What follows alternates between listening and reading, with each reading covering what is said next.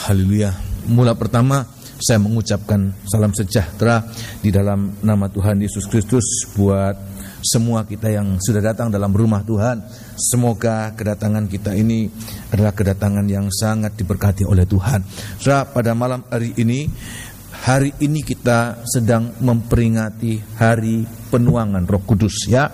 Sudah terjadi 2000 tahun yang lalu. Tetapi biar suasana penuangan Roh Kudus itu kita alami dalam hari-hari ini, dalam setiap ibadah kita boleh merasakan karya Roh Kudus itu benar-benar terjadi. Dalam lagu kaum muda, lagu sangkor, bagaimana imam-imam ini memuja Tuhan lewat kemurahan Tuhan yang dinyatakan lewat pencurahan Roh Kudus. Dan itulah yang kita butuhkan dalam hari-hari akhir zaman ini, ya. Nah, saya akan menyampaikan firman Allah berkaitan dengan kepenuhan Roh Kudus, ketuangan Roh Kudus, tetapi juga dalam kaitan dengan firman penggembalaan. Dan saya memuji Tuhan bahwa Tuhan sudah menyediakan tepat pada waktunya, ya. Saya bertanya-tanya Tuhan, apa firman-Nya yang akan disampaikan pada hari penuangan Roh Kudus, ya.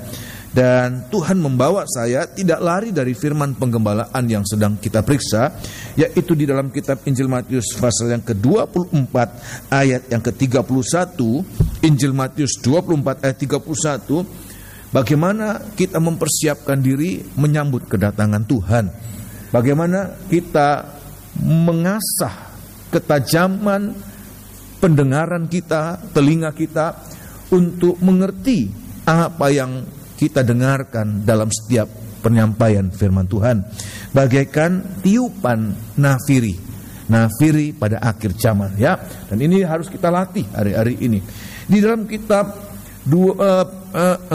Injil Matius pasal 24 ayat 31, tolong dibaca, sudah lihat dalam Alkitab masing-masing. Saya mengucap syukur kepada Tuhan bagaimana Tuhan itu berkemurahan buat kita, masih memberikan firman-Nya buat kita, ya. Ayat yang ke-31. Dan ia akan menyuruh keluar malaikat-malaikatnya dengan meniup sangkakala yang dahsyat bunyinya. Yang dahsyat bunyinya untuk apa?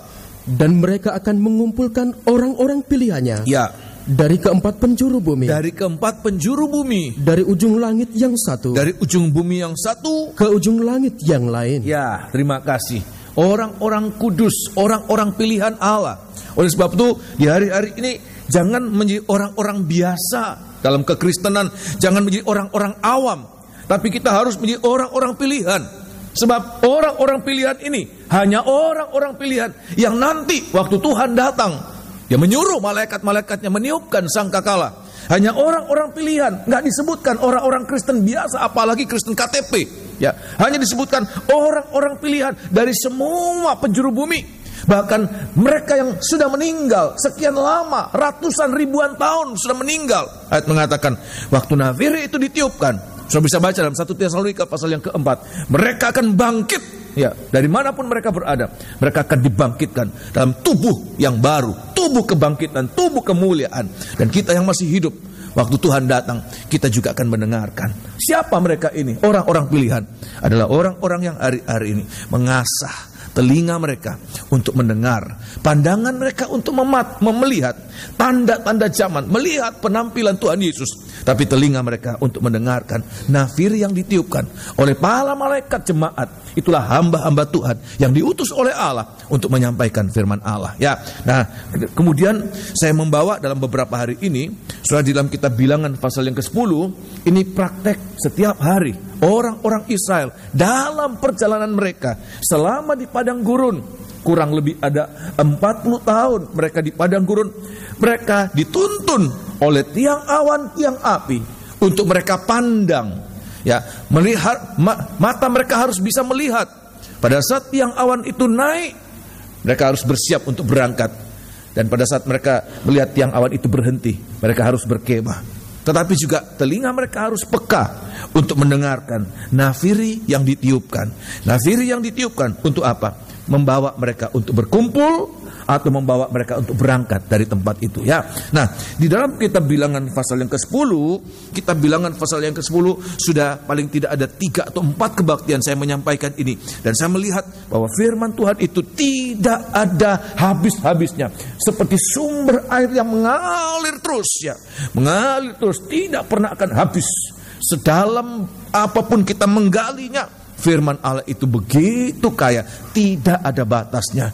Oleh sebab itu biar hari-hari ini kita mengerti ini ya. Nah, di dalam kitab Bilangan pasal yang ke-10, Tuhan katakan bahwa nafiri-nafiri itu tidak sembarang ditiupkan. Hari Kamis saya sudah sampaikan, nafiri itu tidak sembarang ditiupkan, hanya orang-orang pilihan yang boleh meniupnya itu. Siapa? Imam-imam. Di dalam kitab Bilangan pasal yang ke-10 nanti saya akan perlihatkan di sini kaitan antara firman penggembalaan dengan hari ketuangan Roh Kudus yang kita peringati hari ini ya. Dalam kitab Bilangan pasal yang ke-10 ayat yang ke-8 Tuhan katakan apa? Bahwa nafiri yang ditiup itu baik untuk menyuruh mereka berkumpul maupun untuk membawa mereka berangkat. Dari manapun mereka berkumpul, ya, dari manapun mereka berkemah, dibawa dari satu perkemahan ke perkemahan yang lain, ya. Dan ayat mengatakan itu membawa mereka dari damai sejahtera kepada damai sejahtera untuk sampai masuk tanah Kanaan. Ayat yang ke-8, perhatikan Tuhan katakan ini suatu aturan bahwa nafiri itu tidak boleh ditiupkan oleh sembarang orang. Hanya orang-orang pilihan, ya. Pilihan di atas pilihan. Ayat yang ke-8, nafiri itu harus ditiup oleh anak-anak Imam Harun. Ya. Itulah yang harus menjadi ketetapan. Itulah yang harus menjadi ketetapan. Untuk selama-lamanya. Ya, untuk selama-lamanya. Bagimu turun-temurun. Ya, kalau kita membaca Alkitab ini, ayat ini, berarti ketetapan ini juga berlaku sampai hari ini. Sebab Tuhan katakan itu selama-lamanya. Sudah percaya demikian, amin? Tetapi dalam pengertian yang rohani ya. Nah, siapa imam-imam anak-anak Harun ini? Kalau dulu imam-imam anak-anak Harun ini itu benar-benar orang pilihan. Di antara seluruh dunia hanya orang Israel umat pilihan Allah. Tetapi tidak semua orang Israel boleh menjadi imam-imam. Hanya orang-orang yang ada dari suku Lewi. Dari semua orang suku Lewi juga tidak semua boleh menjadi imam-imam. Hanya mereka yang berasal dari Bani Kehat ya. Tetapi juga tidak semua orang-orang Bani Kehat boleh menjadi imam-imam. Hanya orang-orang yang berasal ya dari keturunan Imam Harun. Hanya mereka yang boleh menjadi imam-imam. Dan kita lihat bagaimana mereka ini adalah orang-orang yang sangat terpilih.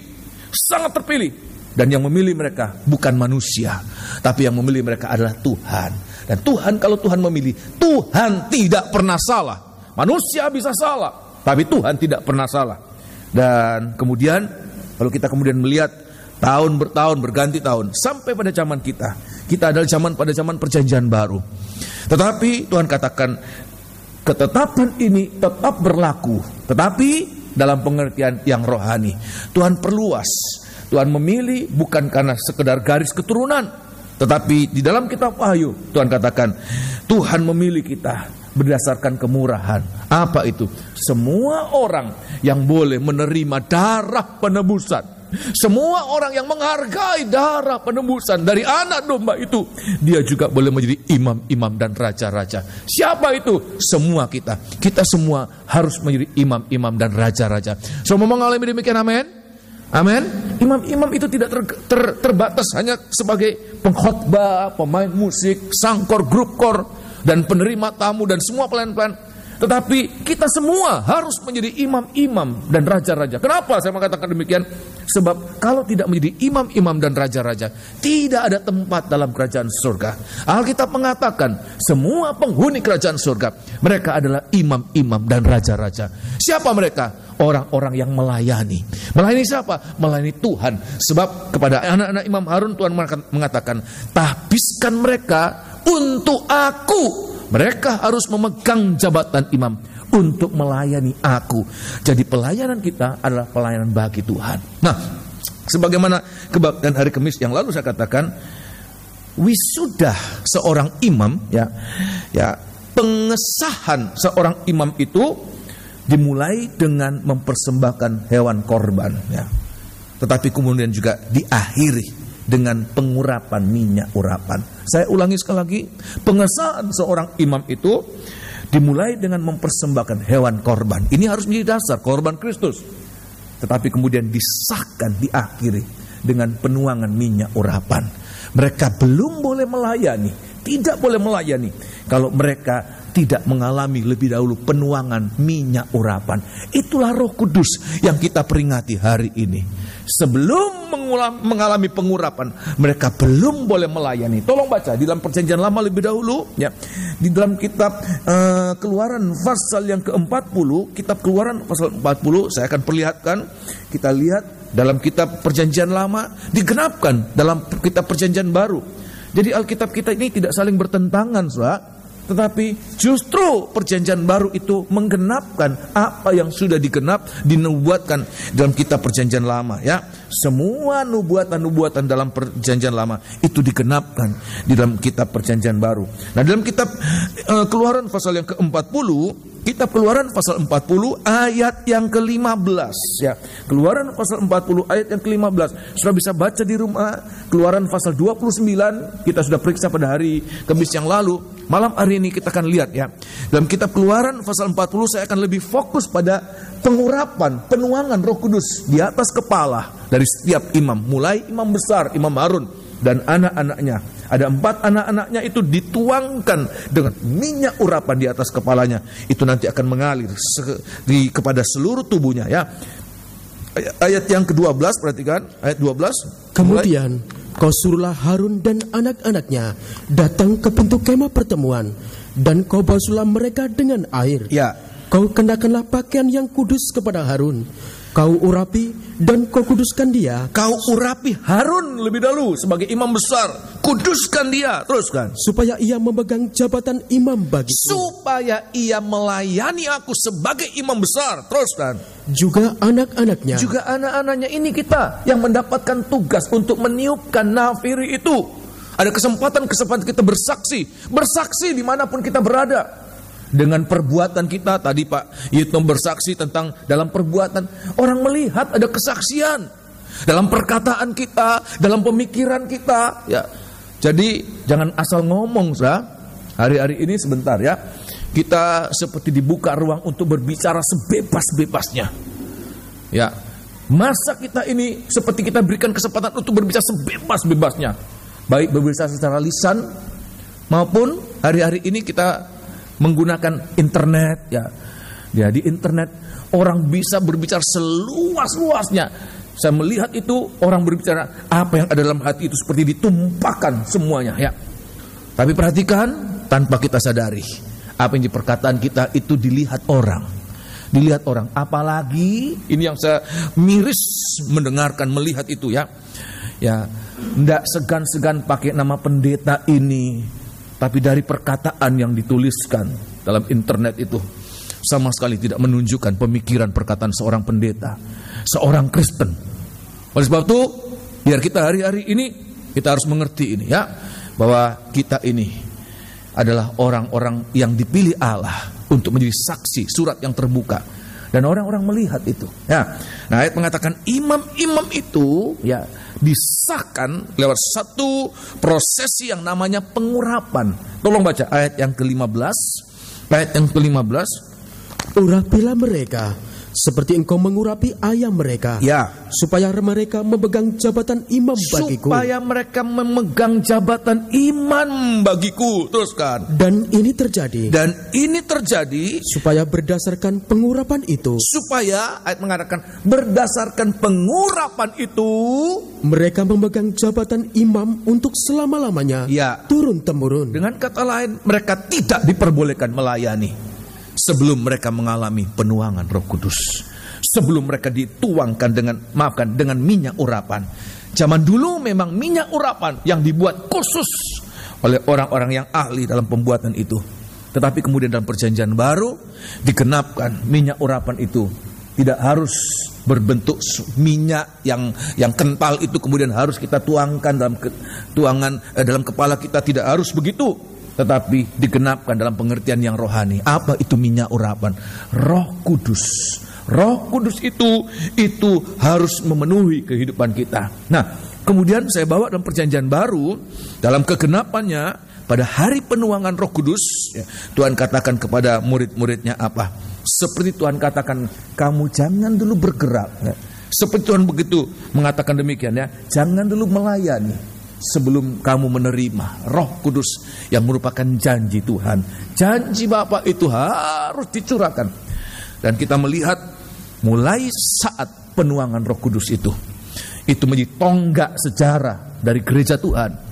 Terjadi suatu ledakan dalam pelayanan mereka, terjadi suatu kejadian yang sangat besar, dimulai dengan penuangan Roh Kudus. Nah, saya akan perlihatkan di dalam kitab Kisah Rasul pasal 1, saya akan perlihatkan di sini apa yang akan harus kita alami supaya kita juga akan mengalami penuangan, ya. Nah, di dalam kitab Kisah Rasul pasal 1 saya akan perlihatkan waktu mereka bertanya, kapan Tuhan Engkau akan memulihkan kerajaan bagi Israel, ya. Pada ayat yang ke-6 dan ayat yang ke-7 sampai ayat yang ke-8, Tuhan menjawab mereka apa? Apa ini merupakan jawaban Tuhan buat kita? Oh, haleluya. Sebagai orang-orang pilihan Allah, kita melayani imam-imam yang belum mengalami kepenuhan Roh Kudus, biar kita ada gairah mendengarkan malam hari ini. Sebab itulah yang kita butuhkan di hari-hari ini. Ya, bagaimana ya pengesahan imam-imam zaman dulu lewat penuangan minyak urapan. Bagi kita sekarang ini adalah Roh Kudus yang mau dicurahkan, dipenuhkan dalam kita supaya kita mengalami urapan dalam pelayanan kita, dalam kehidupan kita, ya. Ayat yang ke-6, perhatikan.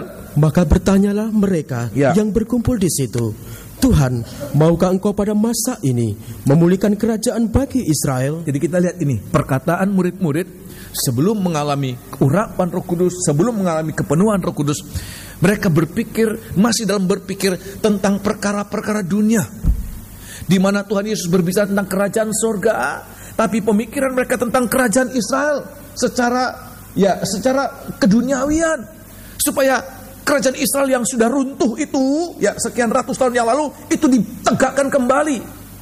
Dan keinginan mereka supaya Yesus menjadi raja. Untuk apa? Untuk kerajaan Israel saja. Begitu picik pandangan mereka, pemikiran mereka. Kenapa? Belum mengalami kepenuhan Roh Kudus, belum mengalami yang namanya itu urapan Roh Kudus. Ya, Tuhan berbicara tentang kerajaan surga, pikiran mereka tentang kerajaan Israel di bumi ini. Dan Tuhan katakan apa? Ayat yang ke-7, jawaban Tuhan untuk mereka. Jawabnya, Engkau tidak perlu mengetahui masa dan waktu yang ditetapkan Bapa sendiri menurut kuasanya. Tetapi kamu akan menerima kuasa. Tetapi kamu harus menerima kuasa kalau Roh Kudus turun ke atas kamu, dan kamu akan menjadi saksiku di Yerusalem, dan di seluruh Yudea, dan Samaria, dan sampai ke ujung bumi. Kita lihat di sini. Saat murid-murid belum mengalami urapan Roh Kudus, belum mengalami kepenuhan Roh Kudus, pemikiran mereka begitu picik, hanya memikirkan bagaimana kerajaan Israel ini harus didirikan.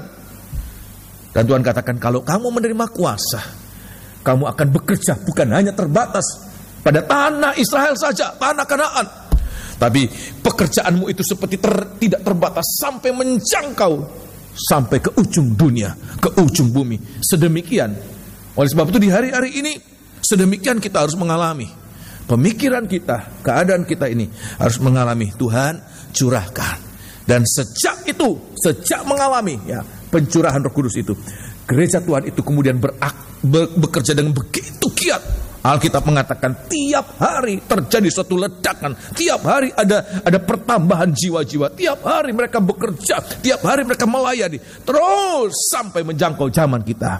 Sampai kemudian dia datang kembali. Oleh sebab itu di hari-hari ini yang harus kita alami, mengalami bagaimana kita diurapi dengan minyak urapan. Dalam hal ini apa, saudara?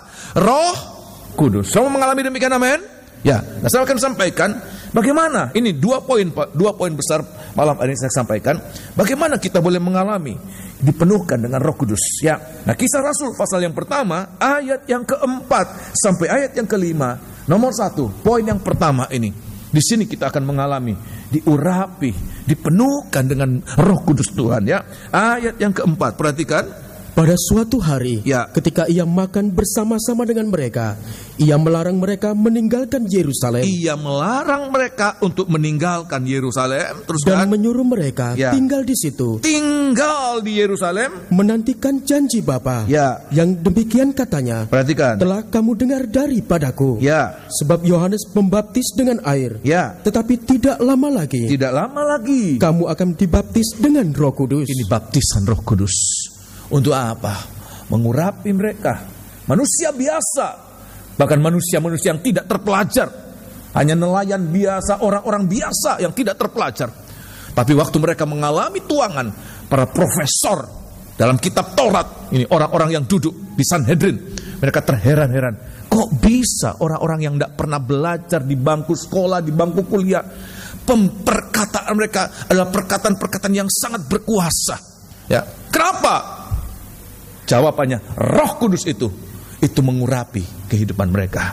Dan semoga inilah yang harus kita alami di hari-hari ini. Semua diurapi, amin. Nah, kita lihat di sini apa Tuhan katakan. Nomor 1, ini kita akan mengalami, dipenuhkan dengan Roh Kudus, mengalami urapan Roh Kudus. Nomor 1, Tuhan katakan, jangan tinggalkan apa? Yerusalem. Apa artinya? Jangan tinggalkan Yerusalem. Kalau ini hanya dalam pengertian biasa, pengertian jasmani, tentu kita tidak mengalami apa-apa. Saya untuk Yerusalem ke Israel baru dalam sampai sebatas wacana, kerinduan, keinginan lah. Kalau saya baru dalam sekedar bermimpi saja ke sana, belum pernah bisa mencapai sana. Nah, kalau kemudian kita harus menerima Roh Kudus, harus ke sana. Ada banyak orang-orang yang kemudian beralasan, saya tidak bisa. Kenapa? Saya tidak mampu. Tiket saja tidak mampu. Apalagi nanti hotel, makan, dan lain sebagainya. Tapi Yerusalem di sini bukan dalam pengertian jasmani, tapi dalam pengertian rohani. Apa itu? Yerusalem itu artinya damai, kota damai. Ini berbicara tentang kedamaian. Bagaimana kita harus mengalami? Nomor 1 ini, untuk mengalami urapan Roh Kudus, kepenuhan Roh Kudus. Nomor 1, kita harus mengalami pendamaian. Ini harus benar-benar kita rasakan secara pribadi. Pendamaian. Tanpa pendamaian, kita tidak pernah akan mengalami urapan. Kita tidak pernah akan mengalami kepenuhan. So, ada yang mengatakan, orang itu kok suka berperang, tapi kok urapan? Itu urapan yang dipertanyakan. Urapan dari mana? Urapan Roh Kudus, urapan Roh Kudus adalah urapan yang akan dicurahkan kepada orang-orang yang mengalami lebih dahulu. Nomor 1, pendamaian. Tuhan katakan, jangan tinggalkan Yerusalem. Secepatnya engkau tinggalkan Yerusalem, engkau tidak pernah akan mengalami dipenuhkan dengan Roh Kudus. Oleh sebab itu di hari-hari ini pengertiannya, kita harus mengalami pendamaian. Imam-imam zaman Taurat tidak pernah akan diurapi kalau mereka tidak mempersembahkan korban pertama, yaitu apa? Lembu muda. Kalau tidak ada lembu muda mereka persembahkan, mereka tidak pernah akan mengalami urapan. Pendamaian. Dengan siapa kita didamaikan? Pendamaian yang pertama, kita didamaikan dengan Allah. Kita harus mengalami. Sebab apa? Urapan ini bukan berasal dari dunia. Urapan ini berasal dari Allah. Tidak ada sekolah, tidak ada satu sistem yang kemudian mengajarkan kita untuk mendapatkan urapan Roh Kudus. Urapan ini milik Tuhan. Sehingga kalau kita ingin mendapatkan sesuatu dari Tuhan, lebih dahulu kita harus didamaikan dengan Tuhan. So, bisa mengerti demikian, amin? Didamaikan dengan Tuhan. 2 Korintus pasal yang kelima. 2 Korintus pasal yang kelima harus mengalami ini. Ini syaratnya, saudara. Kalau tidak mengalami pendamaian dengan Tuhan, biar mau jengkang-jengking, tidak akan mengalami kepenuhan. Maafkan, ada orang-orang yang mencari kepenuhan Roh Kudus, tetapi bukan Roh Kudus yang masuk. Roh daging, roh setan. Bukannya kepenuhan, malah kerasukan. Kenapa?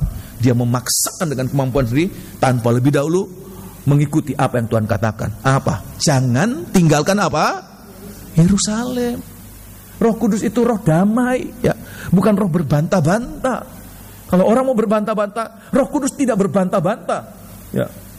Roh Kudus akan tinggalkan seseorang itu. Oleh sebab itu hari-hari ini kita lihat ini jalan Tuhan. Jangan buat jalan sendiri. Tidak mau damai tetapi mau kepenuhan. Tidak bisa. Harus ada mengalami pendamaian. Nah, di dalam kitab 2 Korintus pasal yang kelima, lebih dahulu pendamaian pertama, berdamai dengan Tuhan. Oh, ini harus kita alami ya. 2 Korintus pasal yang kelima. Kitab 2 Korintus pasal yang kelima. Ayat yang ke-18 ya. 2 Korintus pasal 5 atau ayat yang ke-17 lebih dahulu ya. Kita lihat bagaimana Tuhan ingin kita mengalami. Tuhan katakan jangan tinggalkan Yerusalem. Ayat yang ke-17 perhatikan. Jadi siapa yang ada di dalam Kristus, ia adalah ciptaan baru. Ya. Yang lama sudah berlalu. Terus sesungguhnya yang baru sudah datang. Ya. Dan semuanya ini dari Allah, yang dengan perantaraan Kristus telah mendamaikan kita dengan dirinya. Mendamaikan kita dengan Allah melalui perantara yang namanya Kristus. Itulah Yesus lewat korban di atas kayu salib. Terus kan. Dan yang telah mempercayakan pelayanan pendamaian itu kepada kami. Sebab Allah mendamaikan dunia dengan dirinya oleh Kristus, dengan tidak memperhitungkan pelanggaran mereka. Terus Ia telah mempercayakan berita pendamaian itu kepada kami. Ayat yang ke-20 perhatikan, ini himbauan juga kerinduan yang kuat dari Rasul Paulus untuk orang-orang di Korintus. Ayat yang ke-20 perhatikan. Jadi kami ini adalah utusan-utusan Kristus. Seakan-akan Allah menasihati kamu dengan perantaraan lewat kami. Perkataan kami ini, tapi sebenarnya Allah yang berbicara. Apa itu? Dalam nama Kristus. Dalam nama Kristus. Kami meminta kepadamu. Kami meminta, kami memohon kepadamu. Apa itu? Berilah dirimu didamaikan dengan Berilah Allah. dirimu didamaikan dengan Allah. Ayat yang ke-21. Dia yang tidak mengenal dosa telah dibuatnya menjadi dosa karena kita. Terus supaya di dalam dia kita dibenarkan oleh Allah. Terima kasih. Jadi ini harus kita alami, Saudara. Kita harus lebih dulu didamaikan dengan Allah. Apa yang membuat kita tidak ada perdamaian dengan Allah? Dosa. Ya, Yesaya pasal 59 ayat 1 dan 2 mengatakan, apa yang membuat Tuhan memalingkan telinganya, tidak menolong kita? Karena ada penghalang antara Tuhan dengan kita, adalah dosamu.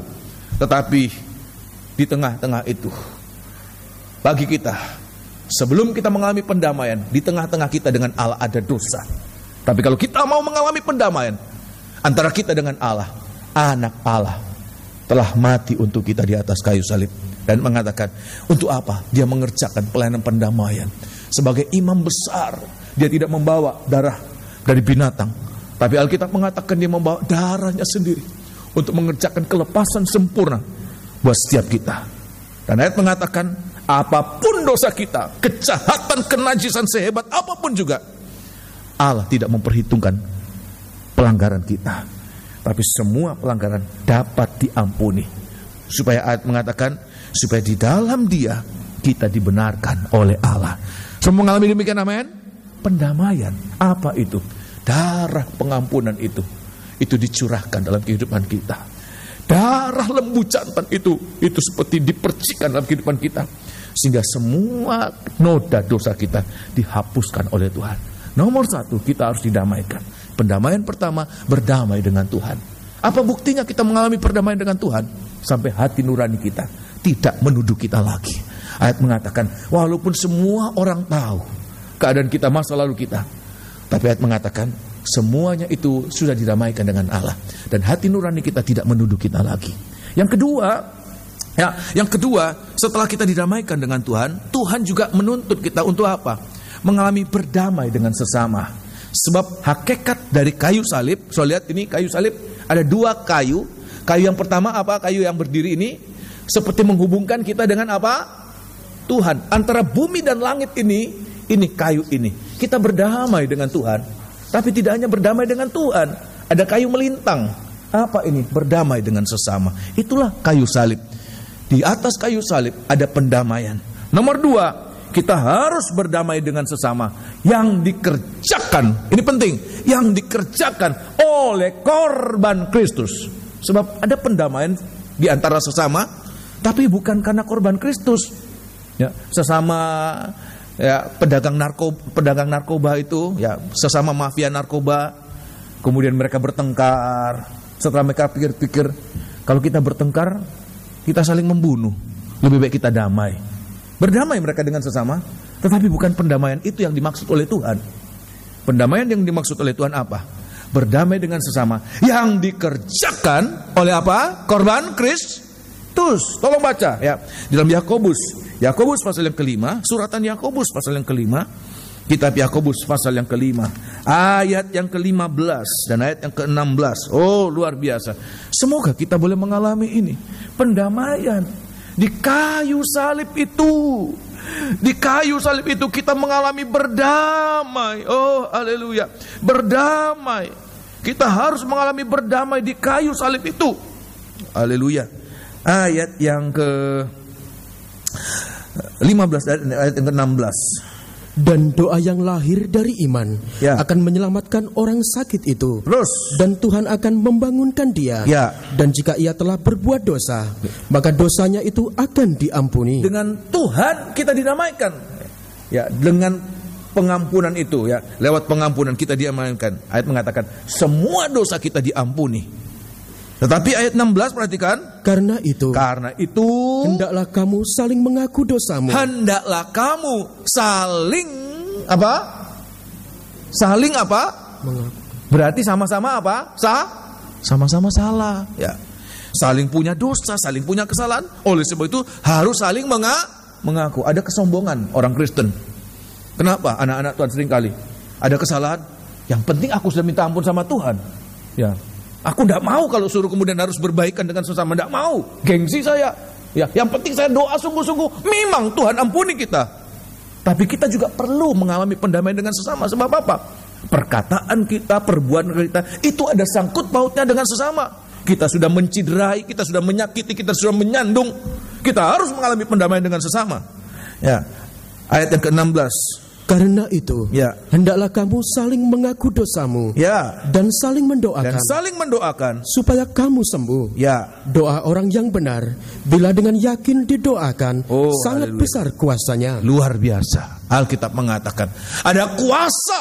Ayat mengatakan kuasa itu dalam doa itu. Kenapa? Doa yang dinaikkan dengan hati yang damai. Ayat mengatakan kita saling mengaku. Kalau saya melihat ini, tidak ada persoalan yang sangat berat yang tidak bisa diselesaikan. Sesama anak-anak Tuhan, perhatikan ini penting. Tidak ada masalah yang sehebat apapun. Kalau kita membaca ayat ini, begitu kita mengatakan Tuhan, kami harus saling mengaku dan saling mengampuni.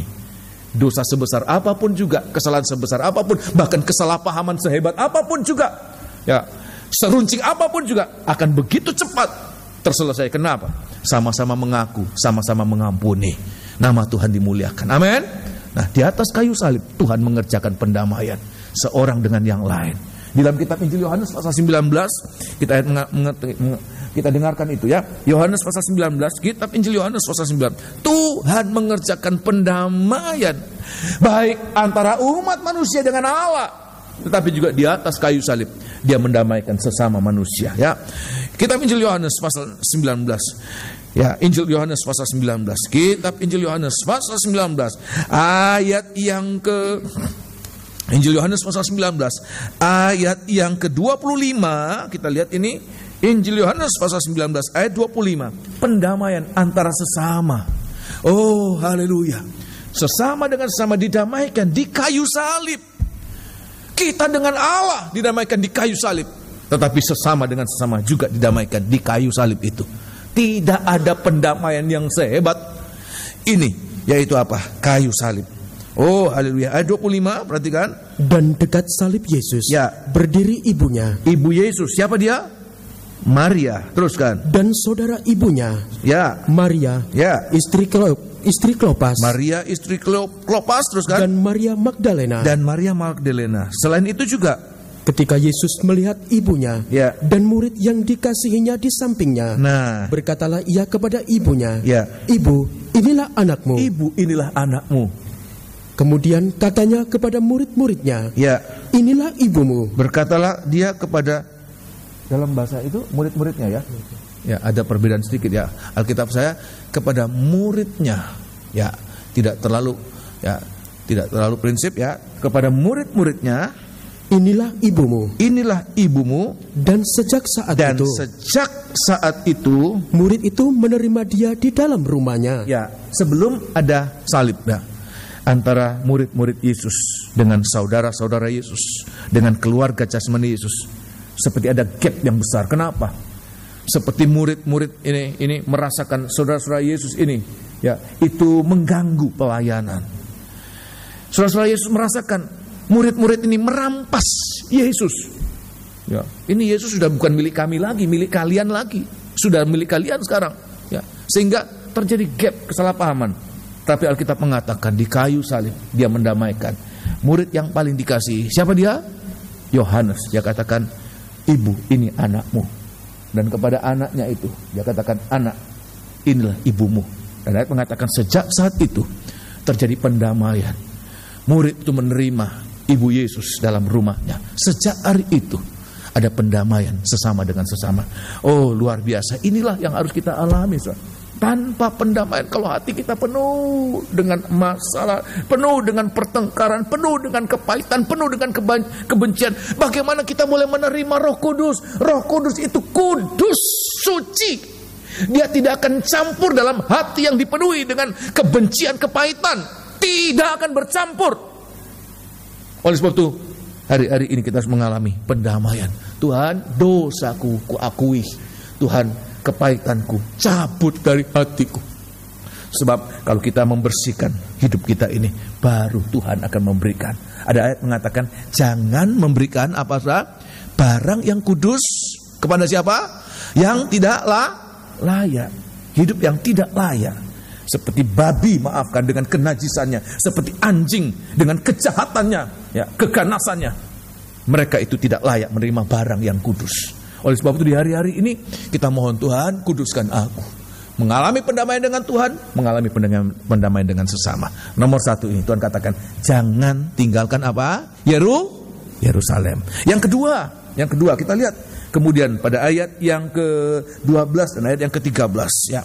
Kitab Kisah Rasul pasal yang pertama, ayat yang ke-12 dan ayat yang ke-13, ya. Waktu mereka pulang dari Bukit Zaitun, ya, saat menyaksikan bagaimana Yesus terangkat ke surga, ya.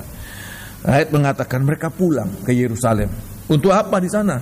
Ayat yang ke-12 mulai, maka kembalilah rasul-rasul itu, ya, ke Yerusalem. Terus dari bukit yang disebut Bukit Zaitun, ya, yang hanya seberjalanan sabat jauhnya dari Yerusalem. Terus setelah mereka tiba di kota, naiklah mereka ke ruang atas, ya, tempat mereka menumpang. Terus mereka itu ialah Petrus dan Yohanes, Yakobus dan Andreas, Filipus dan Thomas, Bartolomeus dan Matius, Yakobus bin Alfius, dan Simon orang Zelot, dan Yudas bin Yakobus. Terima kasih, ya. Kita lihat nih, ya, pada ayat 13 dikatakan, setelah mereka sampai di Yerusalem, mereka naik ke ruang atas di mana tempat menginap. Mereka itu disebutkan berpasang-pasangan. Pasangan pertama disebutkan Petrus dan Yohanes. Pasangan kedua Yakobus dan Andreas, Filipus dan Thomas, Bartolomeus dan Matius. Ada suatu, ya, hubungan yang tidak biasa, ya. Pasangan-pasangan ini kalau sudah perhatikan, ini pasangan-pasangan yang tidak pernah ditulis dalam Alkitab.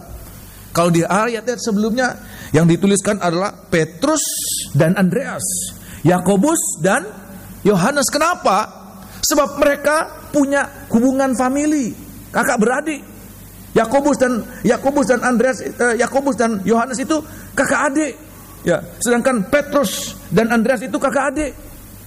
Dan Tuhan katakan, sekarang ini untuk menerima Roh Kudus, jangan berhenti dalam persekutuan hanya sebatas persekutuan biasa, apalagi hanya sekedar ikatan famili, ikatan darah daging, ikatan famili daging. Jangan sebatas itu, tapi kita harus bersekutu menjadi suatu keluarga Allah.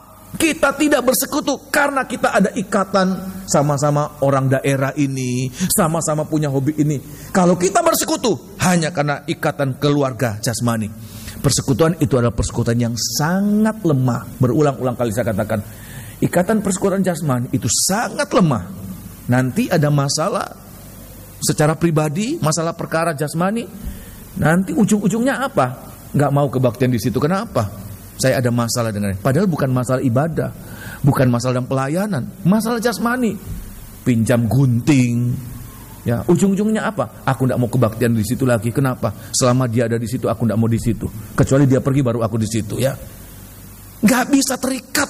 Dan saya mau mengatakan, kita harus berada dalam persekutuan tidak hanya sekedar bersekutu sebagai satu keluarga jasmani, tapi kita dalam persekutuan ini kita bersekutu sebagai keluarga apa? Allah. Enggak salah. Family, adik-adik kita, adik-adik saya juga ada yang di sini, ya, orang tua saya, ya, enggak salah. Tapi kalau hanya sebatas kita ada karena kakak saya, karena anak saya, karena apa saya, ya, hanya sekedar hubungan family jasmani, itu hubungan yang sangat lemah, tidak cukup untuk kita menerima Roh Kudus. Oleh sebab itu Tuhan ingin kita boleh menjadi keluarga Allah. Artinya apa? Kita lahir dari kandungan rohani, kita lahir dari Allah. Orang-orang yang akan menerima Roh Kudus adalah orang-orang yang harus mengalami kelahiran baru. Nah, dalam tabernakel, saya akan perlihatkan tabernakel, pendamaian itu ada pada mezbah korban bakaran. Kelahiran baru itu ada pada apa? Ya, yang namanya bejana pembasuhan. Mengalami kelahiran baru, lahir dari Allah. Kali ini Yakobus dipasangkan dengan siapa, Zah? Nah, coba baca sekali lagi. Yakobus dan Andreas. Saya lihat di sini, kalau hanya family daging itu nanti jadi batu sandungan. Berulang-ulang kali gara-gara dua orang ini, ya. Family daging, mamanya, ya, Ibu Sabedeus itu datang kepada Tuhan Yesus. Dari zaman dulu ada titipan juga, Tuhan, ya, izinkan anak-anakku ini satu jadi tangan kananmu, satu jadi tangan kirimu, duduk sebelah kanan, duduk sebelah kiri. Ya, orang lain pikir, kok enak kamu, ya, aku juga mau, ya. Kita lihat ini, terima kasih, ya. Kalau kita bersekutu hanya karena family daging, itu nanti akan terjadi perpecahan. Dan orang-orang, ya, di antara 12 murid ini geger banyak kali ini. Geger, tengkar. Ya karena ini, Petrus yang enggak kok Yakobus dan Yohanes, kok enggak Petrus dan Andreas? Kok enak kamu? Pikirnya begitu, Tetapi waktu mereka akan mengalami Roh Kudus, ya, ayat mengatakan mereka bersekutu dalam persekutuan yang berbeda, tidak biasa. Bukan karena hobi, bukan apa, tapi kita bersekutu karena kita dilahirkan dari sumber yang sama, dari Bapa yang satu. Kita lahir dari Allah. Hanya orang-orang yang lahir dari Allah, orang-orang itu akan menerima Roh Kudus. Amin. Baca ayatnya. Kitab Injil Yohanes pasal yang ketiga. Injil Yohanes pasal yang ketiga. Oleh sebab itu kita harus mengalami ini, bersekutu sebagai keluarga Allah. Nah, kalau kita masih, ya, sampai, ya, masih memikirkan keluarga sendiri, ya, kita harus berpikir lebih luas lagi. Bukannya keluarga sendiri, keluarga Allah. Walaupun orang yang ada dalam gereja itu nggak ada kaitan apa-apa famili dengan kita, etnisnya berbeda, latar belakangnya berbeda, ya. Sebab apa? Pada saat kita bersekutu, kita kemudian memikirkan keluarga daging kita, ya, nanti akan terjadi senggolan, ya. Ya, jadi senggolan. Anak kita disentuh, nanti anak orang lain juga akan tersentuh, ya. Terjadi senggolan. Kenapa? Masih famili daging, bukan itu yang dikehendaki oleh Tuhan. Kita harus menjadi keluarga Allah, lahir dari Allah, ya. Injil Yohanes pasal yang ketiga, ayat yang kelima dan ayat yang keenam. Injil Yohanes pasal yang ketiga, ayat yang kelima, ayat yang keenam. Jawab Yesus, Aku berkata kepadamu, ya, sesungguhnya jika seorang tidak dilahirkan dari air dan roh. Nah, ini mengalami pembaharuan, ya. Tuhan katakan, yang daging lahir dari daging itu daging, ya. Kalau kita masih berkuat, ya, kita masih kukuh pada famili daging, hubungan famili daging, itu pikirannya daging, semuanya serba daging. Kita harus mengalami kelahiran yang baru. Bukan keluarga jasmani, tidak salah, tapi ditingkatkan jadi keluarga Allah, keluarga yang rohani, ya. Satu tubuh, ya. Ayat yang keberapa tadi? Yang kelima. Ayat yang kelima. Sesungguhnya, ya, jika seorang tidak dilahirkan dari air dan roh. Ini kelahiran baru, kelahiran rohani, kelahiran rohani, lahir dari air dan roh. Ia tidak dapat masuk ke dalam kerajaan Allah. Nah, teruskan. Apa yang dilahirkan dari daging, ya, adalah daging. Daging. Dan apa yang dilahirkan dari roh, ya, adalah roh. Jangan heran terjadi pertengkaran, pertikaian, fitnah. itu semua tanda-tanda daging, tidak mengalami kelahiran baru. Ya, tapi kita harus ditingkatkan di keluarga Allah. Dan itulah yang Rasul Paulus katakan kepada Timotius, bahwa jemaat Tuhan ini, jemaat Tuhan harus dibawa sampai mereka boleh merasakan kami ini satu keluarga, lahir dari Allah. Bukan hanya lahir, memang kita tidak menyangkal, ya kita tidak keluar dari lubang batu toh. Ya, kita tidak lahir seperti Mr. Bean jatuh dari langit biar jadi manusia ya. Tapi kita ini lahir dari orang tua, kita tidak bisa menyangkal itu. Tapi kita harus mengalami lahir kembali, lahir dari Allah, lahir secara rohani. Hanya orang-orang yang lahir secara rohani juga akan mengalami nafas rohani. Apa itu? Roh Kudus dihembuskan dalam kehidupan kita, ya, menjadi keluarga Allah. 1 Timotius pasal yang ketiga. 1 Timotius pasal yang ketiga. 1 Timotius pasal yang ketiga. Oh, haleluya. Inilah yang harus menjadi cara hidup kita, gaya hidup kita, untuk menerima Roh Kudus. Untuk menerima Roh Kudus ini kita harus mengalami ini. Ayat yang ke-14, perhatikan. Ayat 14 mulai. Semuanya itu kutuliskan kepadamu, ya, walaupun kuharap segera dapat mengunjungi engkau. Jadi jika aku terlambat, ya, sudahlah engkau tahu, ya, bagaimana orang harus hidup sebagai keluarga anak-anak Allah. Tuhan itu hidup. Bagaimana kita berjemaat, bagaimana kita hidup seperti gereja mula-mula. Mereka merasakan satu keluarga. Ini cara hidup gereja mula-mula. Mereka satu keluarga. Memang mereka kebetulan sama-sama orang Israel, tapi dari suku apapun mereka merasakan kami bukan hanya lahir dari ibu kami, tapi kami lahir dari Allah. Kami satu keluarga. Sehingga kalau mendapatkan sesuatu, ya, berkat itu di-share sesuai dengan kebutuhan. Di-share, sama-sama boleh menikmati. Satu keluarga. Ada berkat dibagi bersama, digunakan mengucap syukur. Satu keluarga, ya. Tidak kemudian seandainya tidak ada satu keluarga, sebentar ya.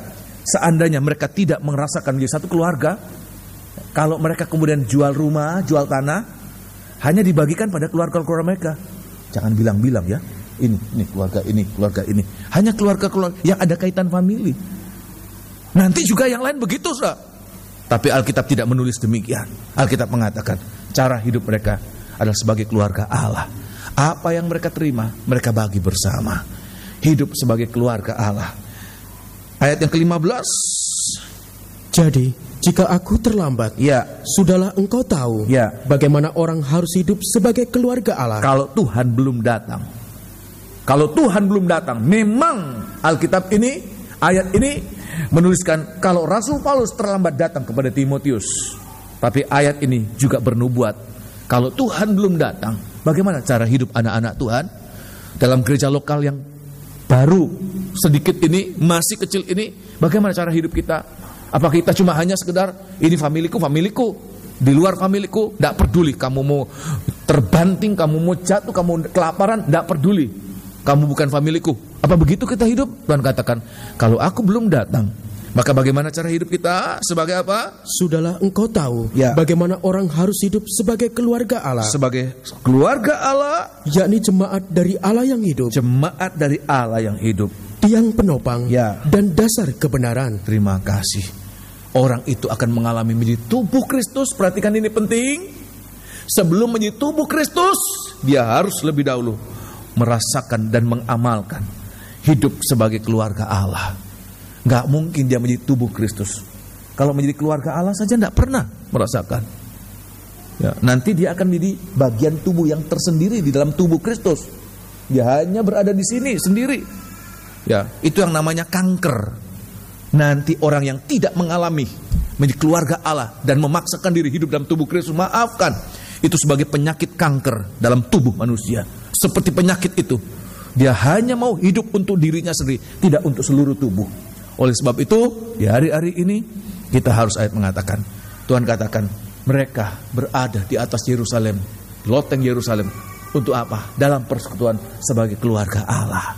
Itu langkah-langkahnya. Mereka mengalami kelahiran baru. Bukan lagi keluarga jasmani, tapi keluarga Allah. Dan yang ketiga, ayat yang ke-14. Kisah Rasul pasal yang pertama ayat yang ke-14.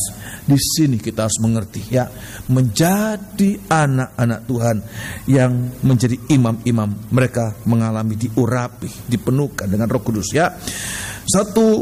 Kisah Rasul pasal pertama ayat yang ke-14. Mereka berkumpul itu, mereka semua siapa itu? Bertekun dengan sehati dalam doa bersama-sama ya, dengan beberapa perempuan serta Maria ya, ibu Yesus ya, dan dengan saudara-saudara Yesus. Terima kasih. Mereka berkumpul sebagai satu keluarga Allah. Kalau dulu ya, adik-adik dari Tuhan Yesus merasa bahwa Yesus itu milik mereka. Murid-murid juga merasa bahwa Yesus milik mereka. Coba bayangkan, dua kubu ini jangan heran geger terus ya. Adik-adik Yesus merasa mereka bermusuhan dengan murid-murid Yesus. Murid-murid Yesus merasa juga demikian. Tetapi lewat kematian Tuhan, mereka mengalami menjadi satu keluarga, bisa ngumpul dalam satu keluarga Allah yang besar. Dan ayat yang ke-14, semua mereka bertekun dengan sehati dalam doa bersama-sama. Ya, mereka juga harus bertekun dalam doa. Orang yang akan mengalami kepenuhan Roh Kudus, perhatikan ini penting. Orang yang akan mengalami penuangan Roh Kudus, akan diurapi dengan Roh Kudus, adalah orang-orang yang tekun dalam doa. Soalnya yang rindu mengalami kepenuhan Roh Kudus, ya, tapi tidak mau berdoa, tidak mau menyembah, bagaimana bisa mengalami kepenuhan Roh Kudus? Kita harus ada dalam ketekunan dalam doa.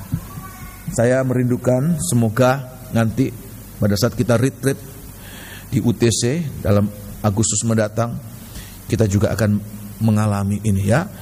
Semoga Tuhan berkemurahan buat kita, ada kepenuhan Roh Kudus dan ada jiwa-jiwa yang dipenuhkan dengan Roh Kudus. Sebab itu merupakan suatu kebutuhan, janji Tuhan, tapi juga merupakan kebutuhan buat kita. Kita harus berdoa untuk ini. Dan biarlah doa kita ini doa permohonan, doa yang rohani ya. Kalau saja kita bisa berdoa untuk kebutuhan jasmani kita, kenapa kita tidak berdoa untuk kebutuhan rohani kita? Apa yang kebutuhan buat gereja Tuhan pada akhir zaman? Kita hidup dalam zaman Roh Kudus. Kita membutuhkan Roh Kudus dalam kehidupan kita.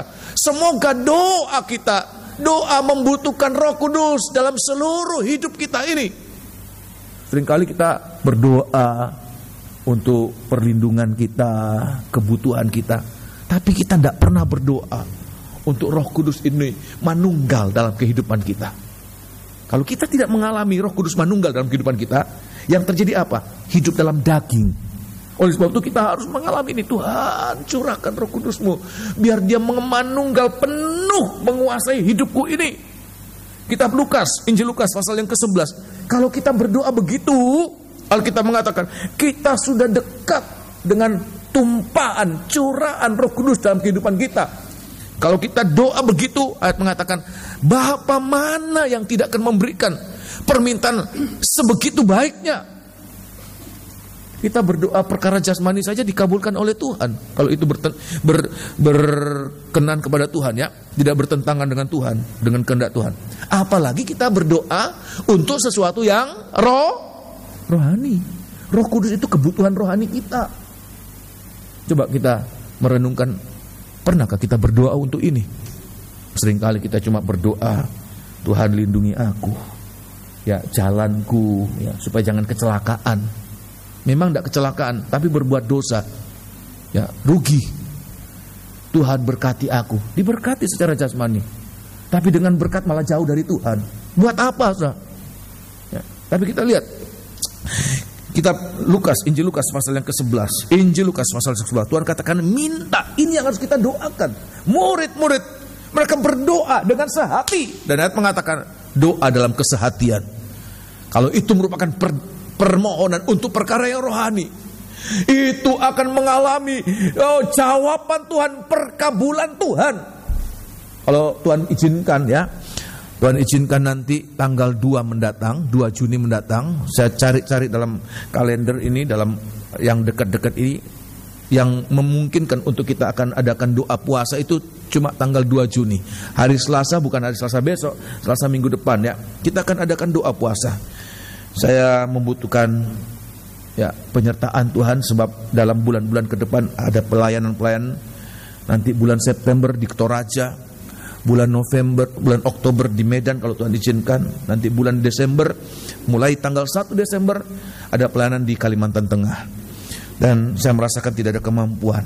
Ya, belum lagi kalau ada pelayanan-pelayanan lain ya. Nanti paling dekat kita akan adakan retreat. Semoga retreat ini bukannya sekedar senang-senang, tapi retreat merupakan suatu kegerakan rohani. Kita mengalami bagaimana di situ kita merasakan berkat rohani itu melimpah.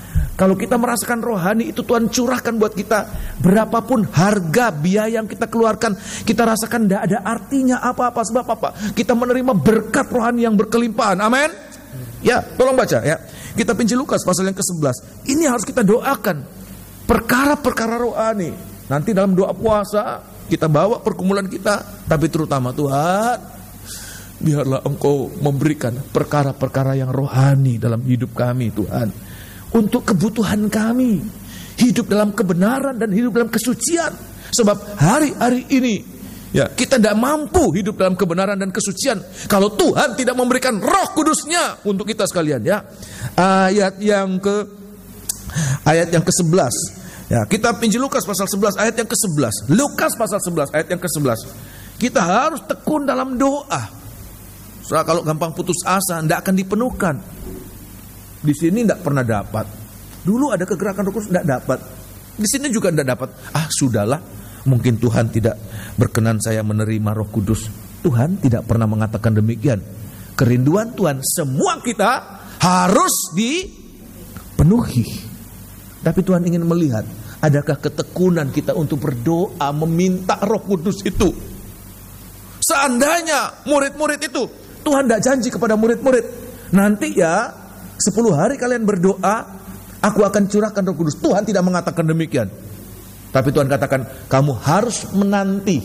Seperti mereka menunggu tanpa batas waktu.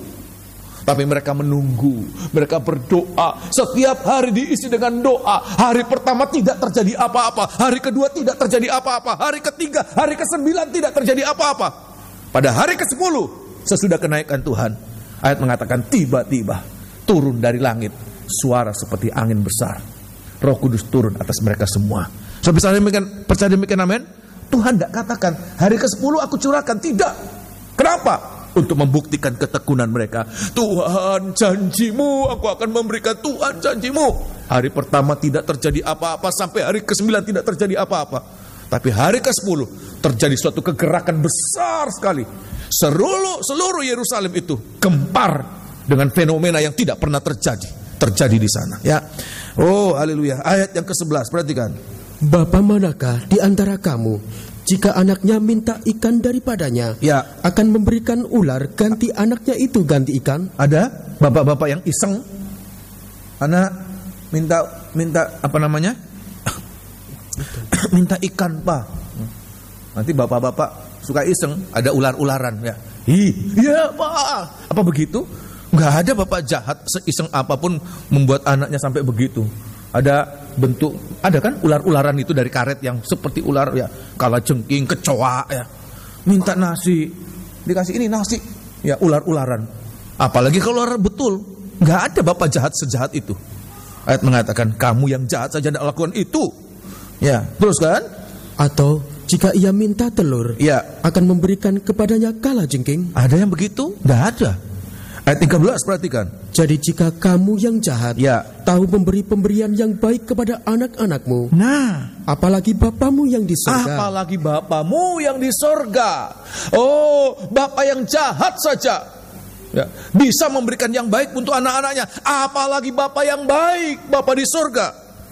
Ia akan memberikan Roh Kudus. Ia akan memberikan Roh Kudus kepada mereka yang meminta kepadanya. So, percaya demikian, amin? So, pernah minta demikian? Biar hari-hari kita mohon, Tuhan, penuhkan aku, urapi aku, penuhkan aku, urapi, kuasai hidupku ini dengan Roh Kudus. Dan ayat mengatakan Bapa itu akan segera memberikan. Begitu mereka berdoa. Ayat mengatakan Tuhan mencurahkan Roh Kudus buat mereka. Oh haleluya. Biar hari-hari ini kita boleh merasakan Bapa kita ini Bapa yang baik. Kalau Bapa yang jahat bisa melakukan yang baik buat anak-anaknya, apalagi Bapa yang baik. So, bisa demikian, amin? Poin yang pertama, bagaimana kita bisa menerima Roh Kudus? Nomor satu apa? Jangan tinggalkan Yerusalem. Nomor dua apa? Mengalami kelahiran baru, menjadi satu keluarga Allah. Yang ketiga apa? Bertekun dalam doa. Kalau 3 perkara ini kita lakukan, Roh Kudus itu akan dicurahkan buat kita sekalian. Ayat mengatakan tiba-tiba Roh Kudus turun atas semua mereka. 120 orang mengalami curahan Roh Kudus. Ya. Nah, poin yang kedua apa yang akan saya sampaikan? Yaitu apa yang akan kita alami kalau kita dipenuhkan dengan Roh Kudus. Ya. Jadi Roh Kudus itu akan membuat suatu dampak yang besar dalam kehidupan kita. Akan mengerjakan suatu dampak yang besar. Ya, Roh Kudus, kalau Roh Kudus turun atas kita, akan terjadi suatu dampak yang besar dalam kehidupan kita. Ya, nah lebih dahulu kita akan baca di dalam kitab 1 Samuel pasal yang ke-10, suratan 1 Samuel. Inilah urapan yang harus kita terima sebagai imam-imam.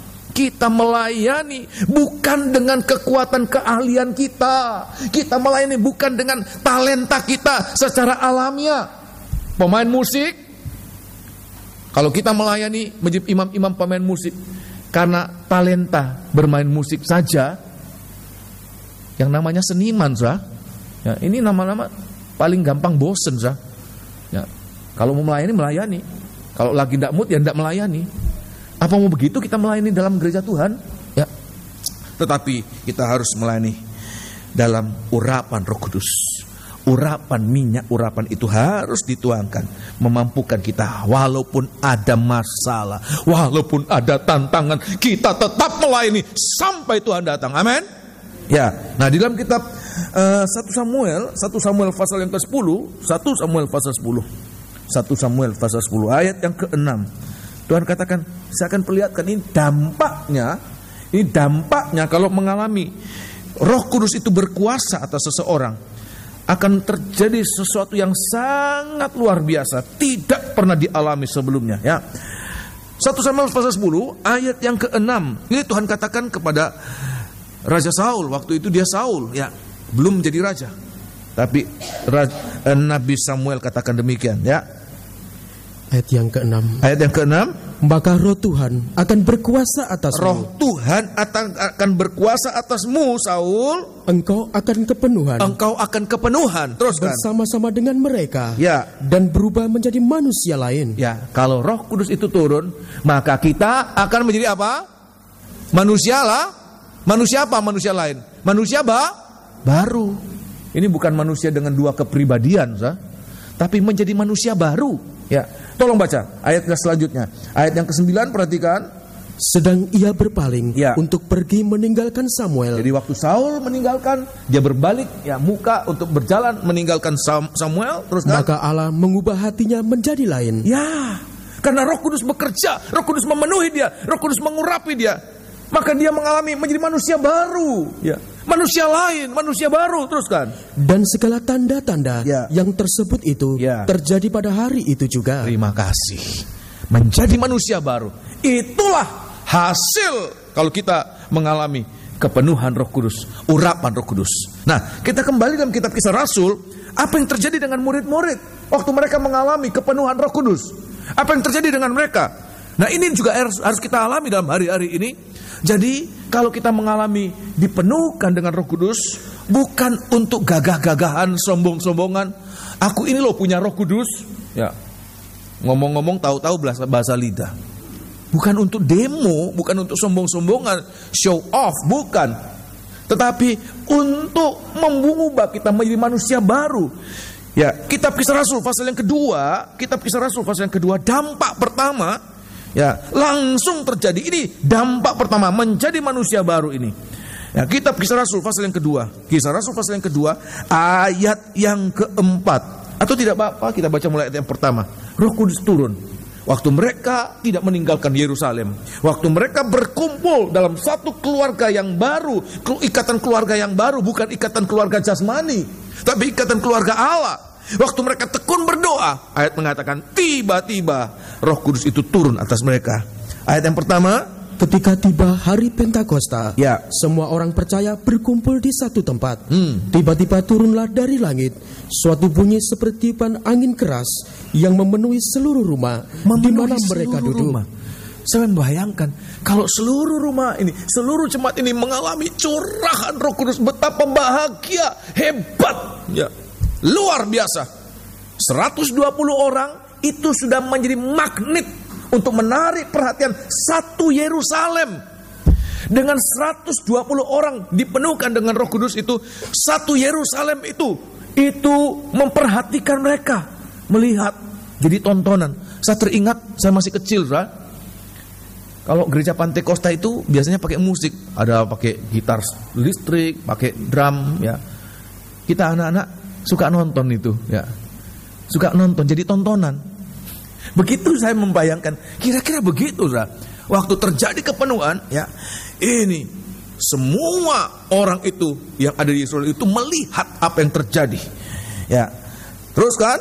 Dan tampaklah kepada mereka lidah-lidah seperti nyala api yang bertebaran, dan hingga pada mereka masing-masing. Ayat yang keempat. Maka penuhlah mereka dengan Roh Kudus. Penuhlah mereka dengan Roh Kudus. Lalu mereka mulai berkata-kata dalam bahasa-bahasa lain. Mereka berkata-kata dengan bahasa lain seperti yang diberikan oleh Roh itu kepada mereka untuk mengatakannya. Terima kasih. Ya, jadi kita lihat di sini, ya, akibat atau dampak mengalami dipenuhkan dengan Roh Kudus, ya, yaitu apa? Kita akan diubah menjadi manusia yang lain, manusia baru.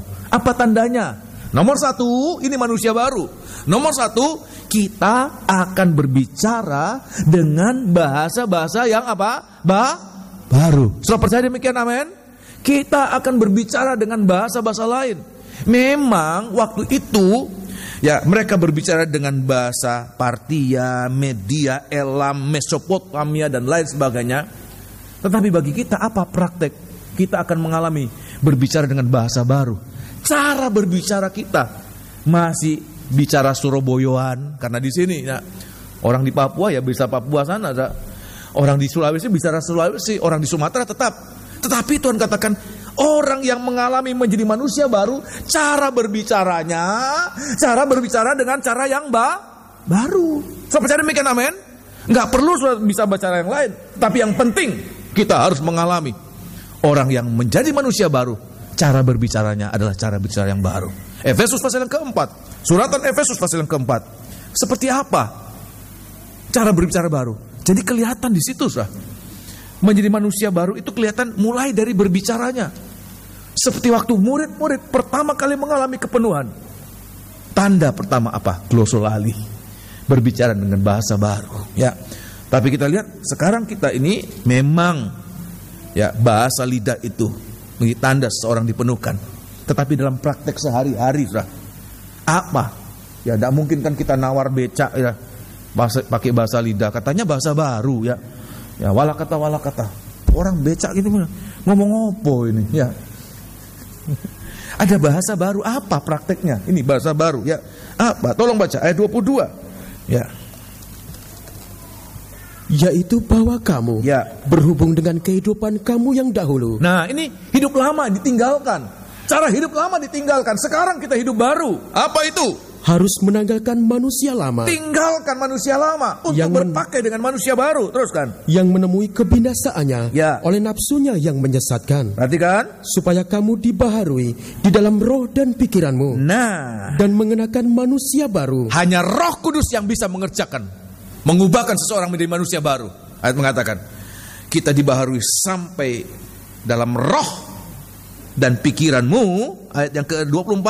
Dan mengenakan manusia baru, yang telah diciptakan menurut kehendak Allah, di dalam kebenaran dan kekudusan yang sesungguhnya. 24, perhatikan.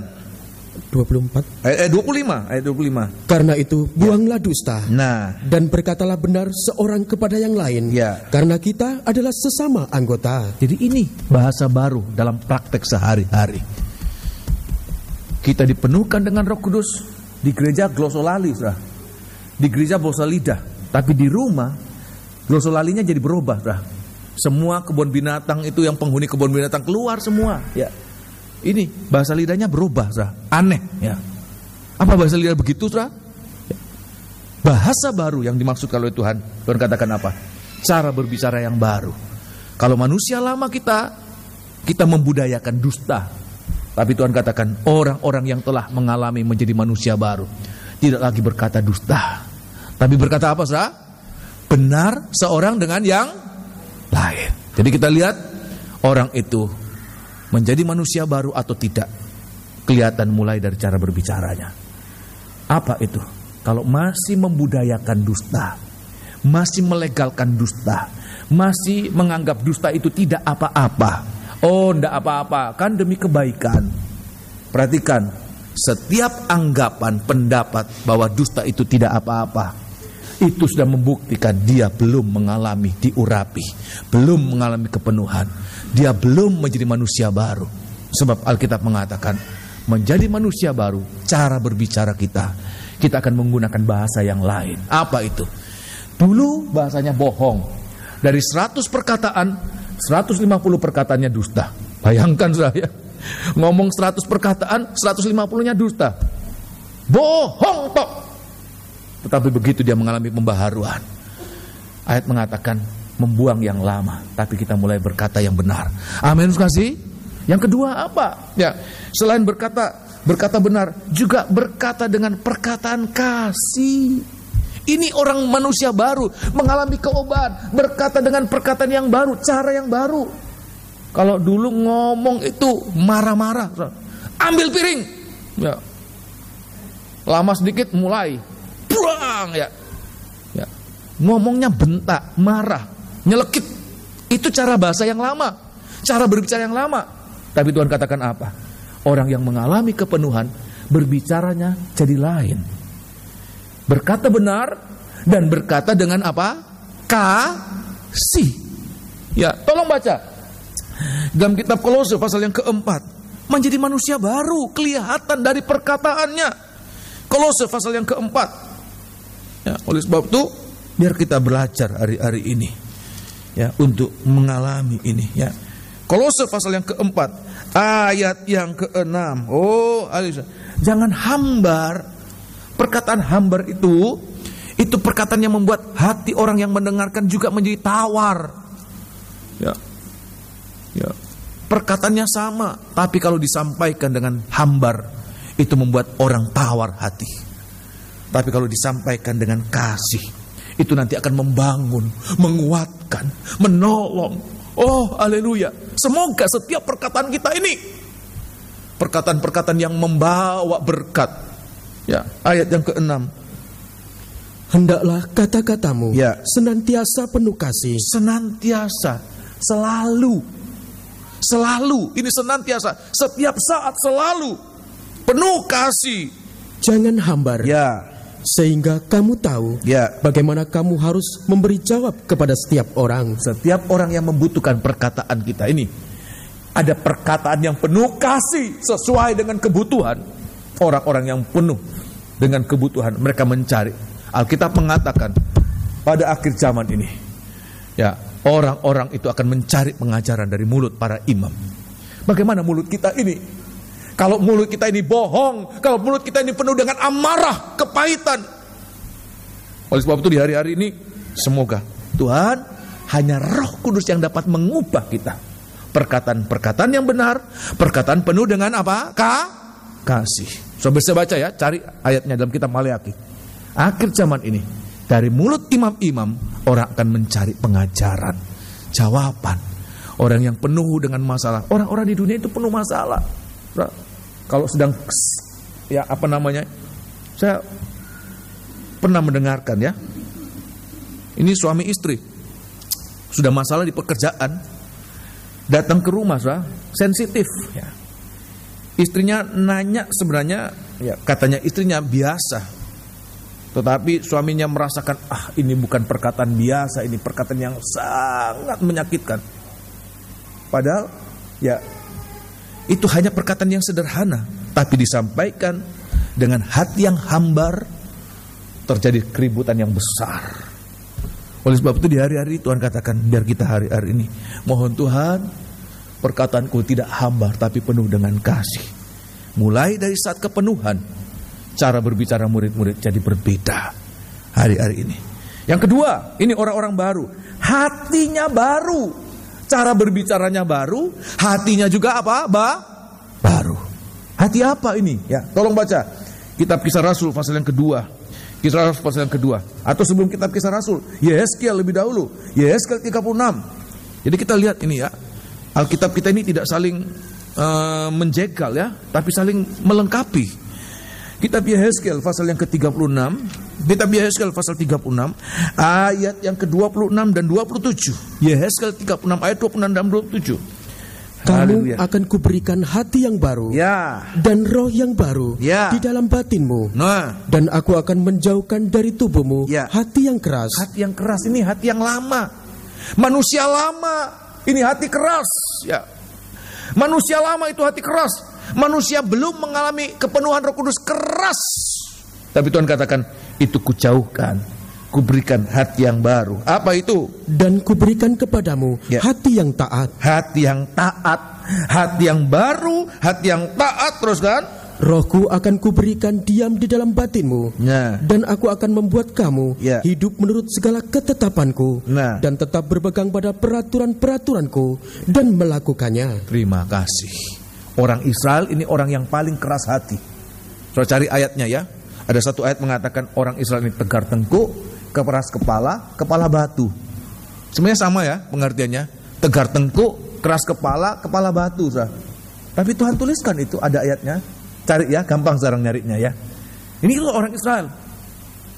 Tapi pada saat kepenuhan terjadi, ya, pada saat hari Pentakosta, ya, pada saat hari Pentakosta, walaupun mereka hanya menonton, ya, secara pribadi belum mengalami, tapi mereka menonton, tapi dampak itu mengubahkan mereka. Alkitab mengatakan, waktu mereka mendengarkan perkataan yang keras dari Rasul Petrus, Alkitab mengatakan mereka terharu. Ini mendapatkan hati yang baru. Seandainya mereka tidak mengalami hati yang baru, Rasul Petrus mengatakan, hai orang Israel, harus tahu dengan pasti Yesus yang kamu salibkan telah dijadikan Allah menjadi Kristus, ya, menjadi Tuhan dan Kristus. Bisa ngamuk lah, marah orang Israel. Sebab apa? Hatinya keras, kaku. Tapi waktu mendapatkan hati yang baru, walaupun perkataan itu keras, tapi mereka terima dengan hati yang lembut. Mereka hancur hati. Dan mereka katakan kepada Petrus dan kawan-kawan, saudara-saudara, apa yang harus kami lakukan? Petrus katakan, bertobat, berilah dirimu dibaptis. Kamu akan mendapatkan karunia Roh Kudus. Sebab kepada kamu janji-janji itu diberikan. Sedemikian, hati yang baru, hati yang taat. Dan ayat mengatakan, semua orang yang menerima perkataan itu, Rasul Petrus memberikan nasihat, menyatakan kesalahan, dan semua orang yang mendengarkan, Alkitab mengatakan, 1 Petrus Kisah Rasul pasal yang kedua, ayat mengatakan, mereka menerima perkataan dan memberi dirinya dibaptis. Satu hari pada hari Pentakosta itu 3.000 orang dibaptis. Luar biasa. Terjadi suatu ledakan dalam gereja Tuhan, luar biasa, tidak pernah terjadi. 3.000 orang diselamatkan. Ini terjadi. Kenapa? Hati mereka hati yang baru, bukan hati yang keras, tapi hati yang taat. Mau mengalami demikian? Amin. Haleluya. Tuhan mau berikan buat kita, ya. Dan yang ketiga apa? Ini saya mau cepat saja ya. Mereka hidup dalam roh, ya. Orang-orang yang mengalami kepenuhan Roh Kudus menjadi manusia baru, hidup dalam Roh Kudus. Tidak lagi hidup menurut keinginan daging, pemikiran daging, tapi pemikiran orang-orang, ya, perjalanan hidup orang-orang yang mengalami kehidupan itu, mengalami menjadi manusia baru. Karena dipenuhkan dengan Roh Kudus, diurapi dengan Roh Kudus. Ayat mengatakan mereka berpikir, mereka berjalan dalam tuntunan Roh Kudus. Itulah yang harus kita alami. Sehingga setiap hari mereka berbuahkan buah-buah roh. Oh, haleluya. Kalau saya melihat itu buah-buah roh, ya, oh Tuhan, satu saja kita miliki buah-buah roh itu, alangkah bahagianya hidup ini. Apalagi kalau semua kita miliki buah-buah roh itu, betapa kayanya, betapa bahagianya kita hidup. Belum di surga, tapi kalau kita hidup dalam buah-buah roh. Sebab kita hidup menurut Roh Kudus, bukan hidup menurut daging. Kita akan merasakan walaupun kita masih hidup di dunia, dalam segala persoalannya, dalam segala masalahnya, kita tetap mengalami bahagia. Apalagi kita hidup dalam kerajaan surga. Seperti demikian, amin. Ya, sebagai ayat terakhir, ya, Roma pasal yang ke-8 ayat yang ke-9. Hari-hari ini biar kita alami. Inilah hakikat pengalaman Pentakosta untuk kita yang hidup pada zaman akhir ini. Oh, haleluya. Kita gereja hujan akhir. Gereja hujan awal sudah mengalami, kita juga harus mengalami ini. Suasana gereja hujan awal itu akan dilipat duakan buat kita yang hidup pada akhir zaman ini ya. Kitab Kisah Rasul, Roma pasal yang 8 ayat yang ke-9. Roma pasal 8 ayat yang ke-9, perhatikan. Tetapi kamu tidak hidup dalam daging. Kamu tidak hidup dalam daging, melainkan dalam roh. Tuhan katakan orang yang hidup dalam daging memikirkan perkara-perkara daging. Bangun pagi memikirkan perkara daging, sampai mau tidur memikirkan perkara daging, sampai ngelindur, sampai mimpi ya terjaga ya perkara-perkara daging. Bangun lagi perkara daging. Tuhan katakan kalau kita tidak berpikir tentang perkara-perkara rohani melulu sampai terbawa-bawa dalam alam bawah sadar kita, itu membuktikan kita belum menjadi manusia baru, belum mengalami diurapi, dipenuhkan dengan Roh Kudus. Ini kita berdoa, kita berseru, Tuhan ya, biar Engkau urapi kami. Sebab kalau tidak, kita tidak layak tiup nafiri itu, tidak layak. Tuhan katakan hanya imam-imam yang boleh tiup nafiri itu. Sekali lagi ayat 9. Tetapi kamu tidak hidup dalam daging, melainkan dalam roh. Jika memang roh Allah diam di dalam kamu. Ya, teruskan. Tetapi jika orang tidak memiliki roh Kristus, ia bukan milik Kristus. Ngeri enggak, saudara? Ngeri sekali. Kalau tidak mengalami ya urapan Roh Kudus, kepenuhan Roh Kudus. Seperti Tuhan katakan dia bukan milik Kristus. Tapi saya pendeta. Saya punya jemaat besar. Saya punya pelayanan yang hebat. Tuhan katakan kamu bukan milik Kristus. Nanti akhir zaman Tuhan katakan siapa kamu? Enyah kamu pembuat kejahatan. Nah, oleh sebab itu di hari-hari kita mohon Tuhan penuhi aku, supaya aku berjalan dalam tuntunan Roh Kudus, berpikir dengan pikiran Roh Kudus itu. Ya, teruskan. Tetapi jika Kristus ada di dalam kamu, ya, maka tubuh memang mati karena dosa. Nah, kita mengalami hari-hari ini, kita lemah. Ibu-ibu, saudara-saudara yang mengalami ya umur itu ya kemudian beranjak makin suntuk ya, makin hari makin tua. Sejalan dengan bertambahnya umur, tubuh jasmani kita makin rentah. Dulu kita bisa lari-lari, sekarang jalan saja harus hati-hati. Ayat mengatakan tubuh itu memang mati, tubuh itu memang terbatas, tapi roh yang tinggal dalam kehidupan kita, itu yang akan membangkitkan kita, menghidupkan kita. Percaya demikian, amin? Itu yang membuat kita kuat sampai Tuhan datang. Ya. Ayat yang ke-11. Maka tubuh memang mati karena dosa, ya, tetapi roh adalah kehidupan oleh karena kebenaran. Ya. Dan jika roh Dia yang telah membangkitkan Yesus dari antara orang mati diam di dalam kamu, tinggal dalam kehidupan kita. Alkitab mengatakan kalau kita punya Roh Kudus, biar dia mati, saat Tuhan datang, nafiri ditiupkan, mereka akan bangkit dari kubur mereka. Ya. Dan jika roh Dia yang membangkitkan Yesus dari antara orang mati diam dalam kamu, maka Ia yang telah membangkitkan Kristus Yesus dari antara orang mati akan menghidupkan juga tubuhmu yang fana itu. Akan membangkitkan juga tubuhmu yang fana itu oleh rohnya yang diam di dalam kamu. Oleh sebab itu, apa yang kita ragukan? Roh itu sangat kita butuhkan hari-hari ini. Dalam segala keterbatasan manusiawi kita, kalau ada Roh Kudus, kita akan dibuat tegar, kita akan dikuat sampai Tuhan datang melayani Dia. Amin. Haleluya. Inilah firman Tuhan buat kita. Semoga ini boleh menjadi berkat buat kita sekalian ya. Kita akan bangkit berdiri, kita akan nyanyikan satu lagu. Ya. Haleluya.